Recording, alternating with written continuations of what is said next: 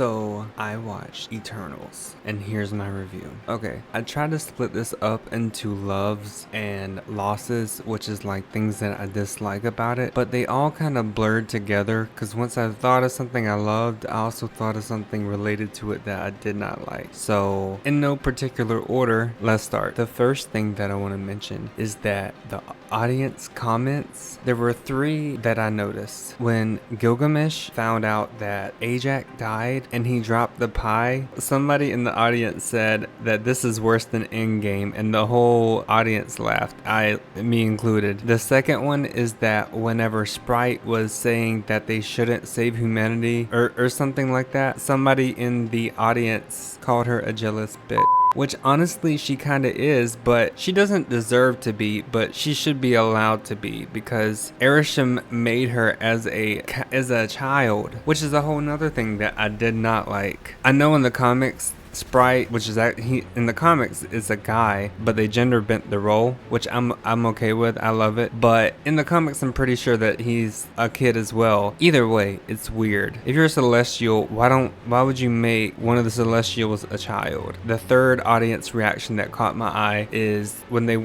cut to Fastos and them showing his family, him being gay, having a kid, and then they showed the gay kiss. The audience was kind of quiet, shockingly. Only one girl kind of clapped from what I noticed, and I think that's sad, honestly, because Cersei and Icarus had a whole sex scene, which but you're gonna be offended by them showing a gay couple kissing? Come on. Okay, so before I watched this, I did read the plot leak on Reddit, and I did get 2 of the characters confused. The 2 characters that I got confused were Icarus and Druig, so I thought that Druig was the one that would kill Ajax. I also didn't expect Gilgamesh to die, which was really sad because I actually liked him. And I also didn't expect Sprite to become a human, which I think is cool, but I'm gonna miss her as a Celestial. However, her power, at least in the movie, didn't seem that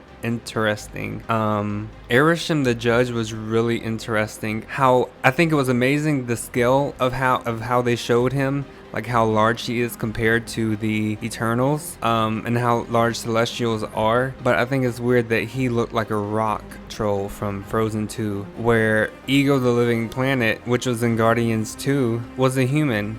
So I'm curious. I think in the comics they can switch between the 2 forms, or switch forms, or be any form they want to be, but are they always going to be, aside from Ego, is Erisham the judge always going to be a rock, literally? Like, please don't do that, Marvel. However, I was surprised that he even spoke.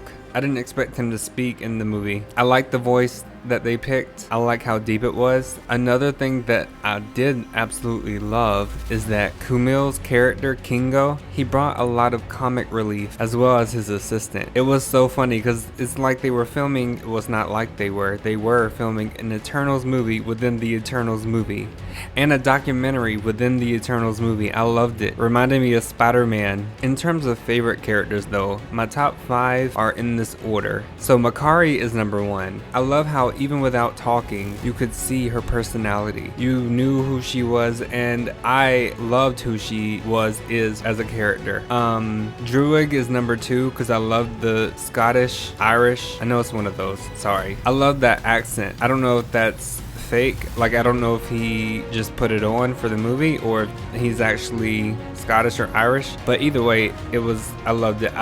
Honestly, I wish it was a little more thick. I would love for it to be more pronounced. Kingo is number 3 for the simple fact that he's hilarious. I also love his little pyong-pyongs. It's really funny, the little finger guns. And then also the Kamehameha blast or whatever thingy that he did. I loved it. Fastos is number 4, which I honestly wasn't sure where to put him. And it may switch the more I see the movie. So, but for now he's number 4. And Icarus is number 5, which I'm including him in this because I don't think he's dead.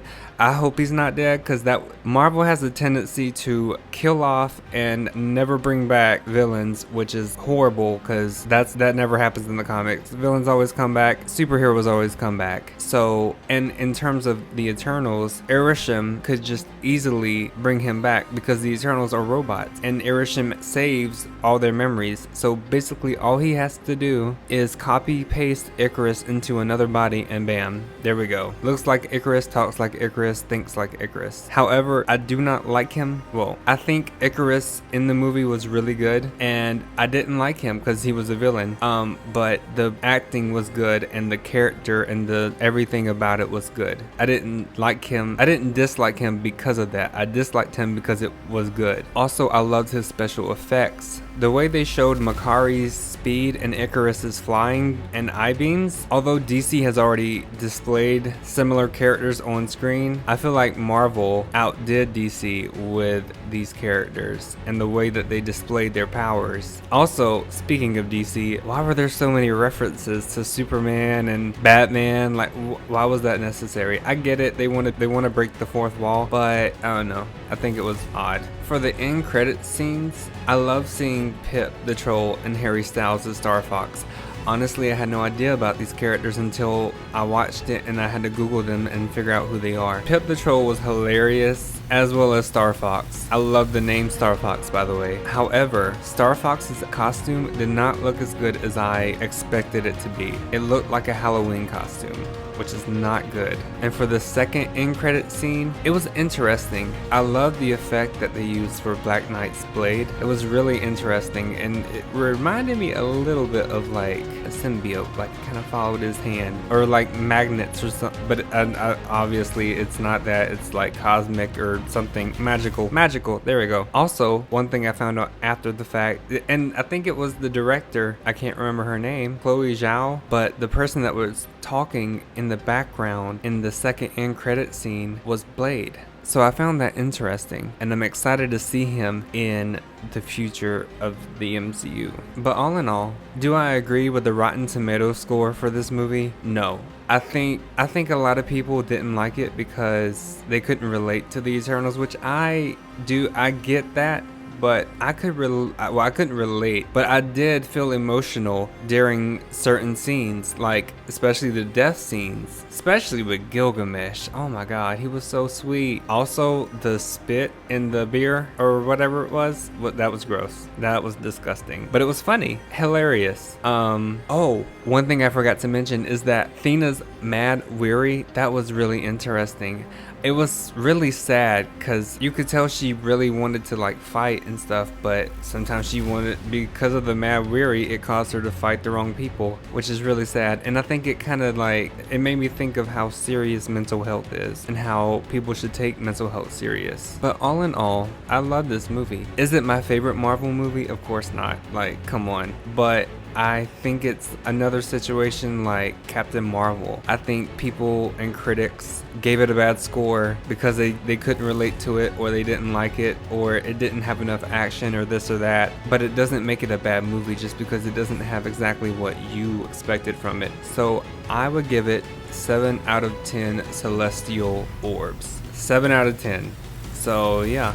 I'm sure I'll have more thoughts that I haven't put into this video. If so, I'll tweet them or put them in the comments below or something. So, but yeah, that's all I have for now. That's all I can think of about this movie. But yeah, thank you for watching with me. And if you haven't already done so, please like, comment, and subscribe. And I'll see you in my next video.